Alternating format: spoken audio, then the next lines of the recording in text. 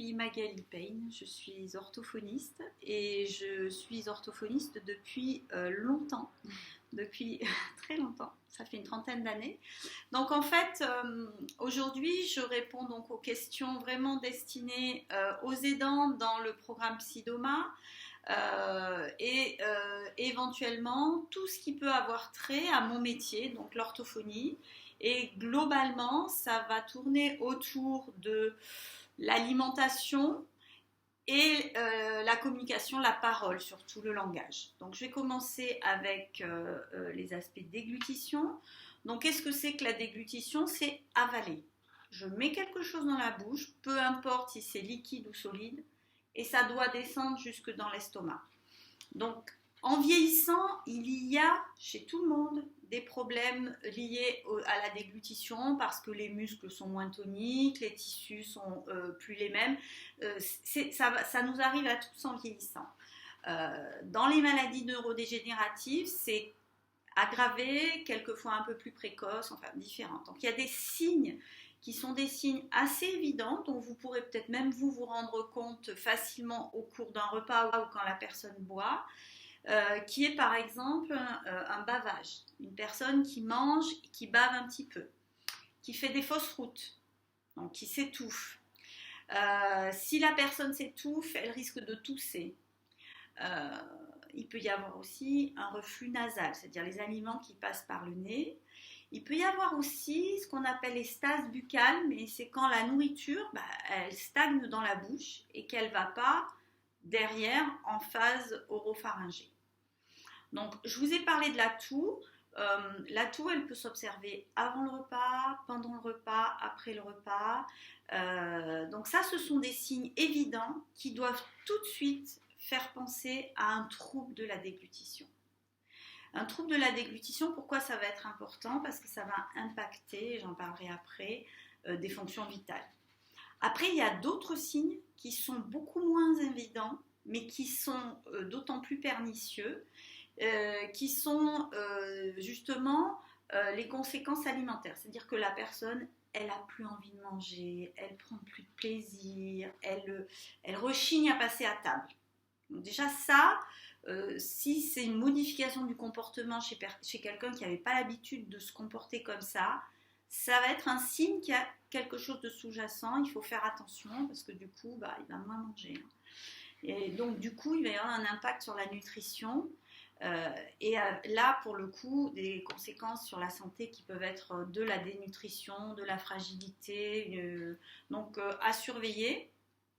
Dans les cas de fausse route, de reflux nasal, etc., il risque d'y avoir des infections pulmonaires. C'est-à-dire que, qu'est-ce qui se passe quand on fait une fausse route? C'est-à-dire que l'aliment, au lieu d'aller dans l'estomac, il va dans les voies aériennes. Les voies aériennes, c'est les poumons, hein. Et donc là, il y a vraiment un risque d'infection pulmonaire qui peut être assez important, assez sévère. Et puis, ce qu'on va observer aussi, et ça, vous allez voir que ça vous parle peut-être, c'est une voix un petit peu mouillée, avec des raclements de gorge. Bon, tout ça, ce sont aussi des signes qui peuvent faire penser à un trouble de la déglutition. Alors, qu'est-ce qu'on fait quand il y a un trouble de la déglutition? Comment on peut aider? Alors, tout de suite, il faut penser aux professionnels parce que c'est vraiment d'abord à vérifier, à diagnostiquer. Il va y avoir un diagnostic, une évaluation clinique par l'orthophoniste, peut-être instrumentale, à voir dans quel service, mais en parler au médecin traitant en premier lieu, mais neurologue, gériatre, la personne en charge, et les orthophonistes. Alors vous savez qu'au CHU, il y a des orthophonistes, que ce soit donc à Cimier ou en service ORL, en service neurologique à l'Archer aussi, qui sont spécialistes de la déglutition et qu'il faut voir en première intention parce qu'elles vont faire un bilan et après éventuellement, elles vont déléguer à des collègues de ville le soin. Mais ça, c'est primordial. Donc après ça, il y aura des adaptations à faire. Et ces adaptations sont très très importantes et elles vont reposer sur les dents. Donc là vraiment, c'est pour les dents qu'on va dire, vous allez créer un partenariat avec l'orthophoniste, éventuellement. Alors si on est dans un service hospitalier, On peut être aidé par l'infirmière, la nutritionniste, etc. Mais quand on est à la maison, on n'a que éventuellement l'orthophoniste et les dents. Peut-être le psychologue, l'infirmier, mais bon, globalement, c'est l'aidant qui va être obligé de générer plusieurs adaptations. Donc, premier niveau d'adaptation, ça va être l'environnement, hein.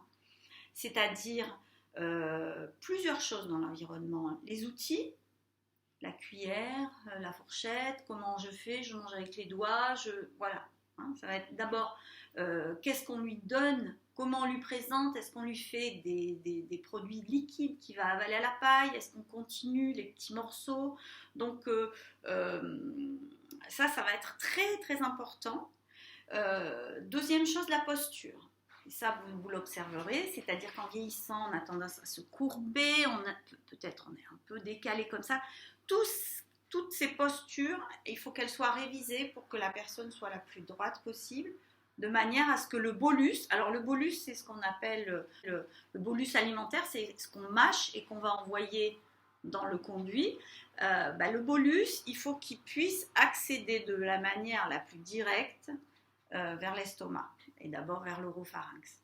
Donc ça, c'est super important, la posture, et donc à travailler avec les dents. Et la dernière modification qui est de taille aussi, c'est la modification du bolus. J'en ai déjà un petit peu parlé, c'est-à-dire que la texture, hein, est-ce qu'on passe au mixé, au mouliné, aux petits morceaux, est-ce qu'on met tout en liquide ou pas, comment on donne à boire, hein, parce que les fausses routes au liquide sont très fréquentes, donc est-ce qu'on peut modifier quelquefois la température de l'eau, la présentation, gazeuse ou pas, un petit peu sucrée, y a plein de choses comme ça qui peuvent modifier la déglutition de l'eau, donc ça c'est super important.